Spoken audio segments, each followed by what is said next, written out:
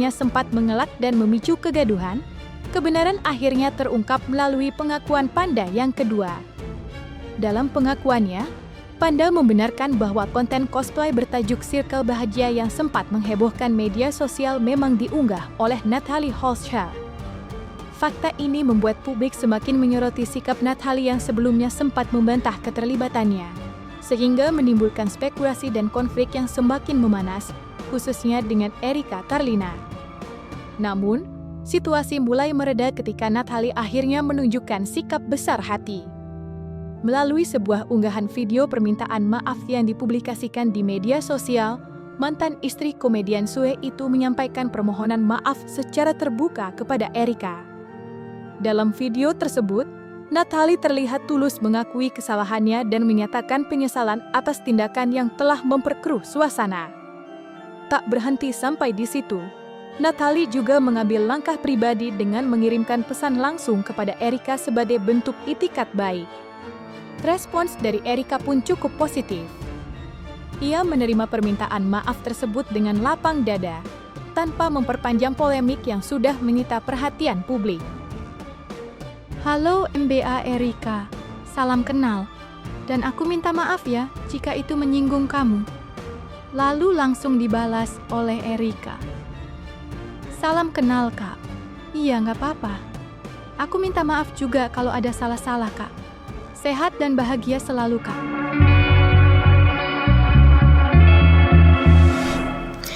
Assalamualaikum warahmatullahi wabarakatuh. Untuk semua pihak yang merasa terganggu atas unggahan tentang video konten yang sebagaimana sudah beredar di luar sana, secara pribadi saya tidak bermaksud untuk menyinggung siapapun, dan saya memohon maaf pada Mbak R jika masalah ini sudah melebar kemana-mana. Tentunya masalah ini akan menjadi pembelajaran bagi saya ke depannya. Pembelajaran untuk lebih hati-hati lagi dalam memilih partner kerja dan berteman. Sekali lagi, saya minta maaf.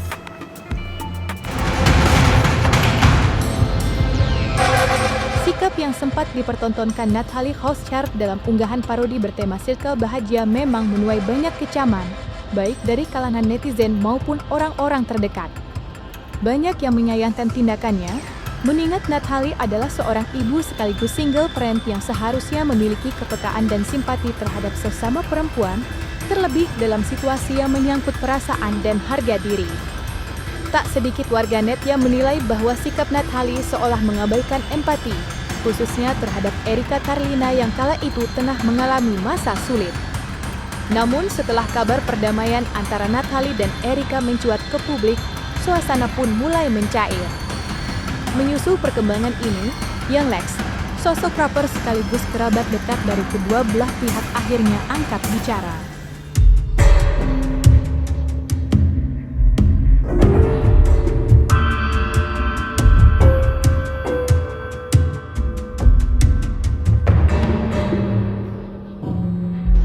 Emang kenapa kalau gue cosplay Bumil? Kenapa? Salahnya di mana? Nggak usah tato-tatot deh lo. Nah, emang kenapa gue kalau cosplay Bumil kenapa gue? Gue aja udah nonton semuanya tuh. Akhirnya gue nonton tuh podcast. Posisinya seperti ini. Kita harus menghargai di ranah-ranahnya. Yang pertama, secara kronologi kejadian, gue nggak tahu tentang video yang Natalie pakai daster itu, gue nggak tahu. Secara kronologi, gue lagi di bandara, ngeliat Instagram, di Reels, video Erika di podcastnya Om Ded. Gue download videonya.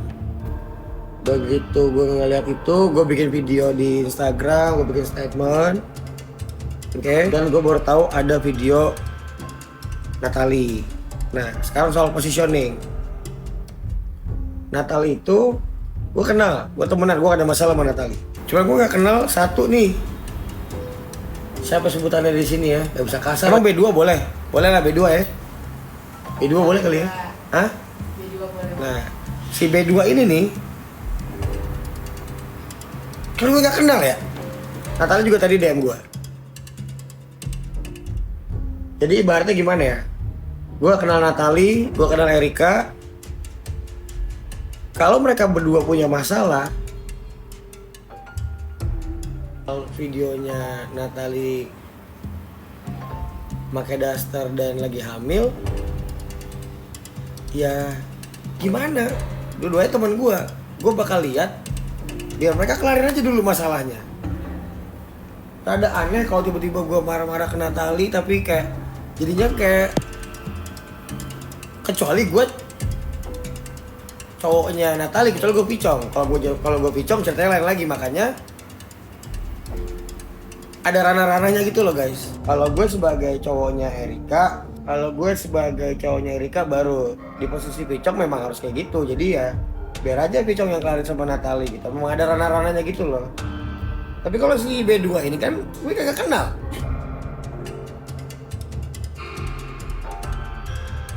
Baru meletek udah so swag.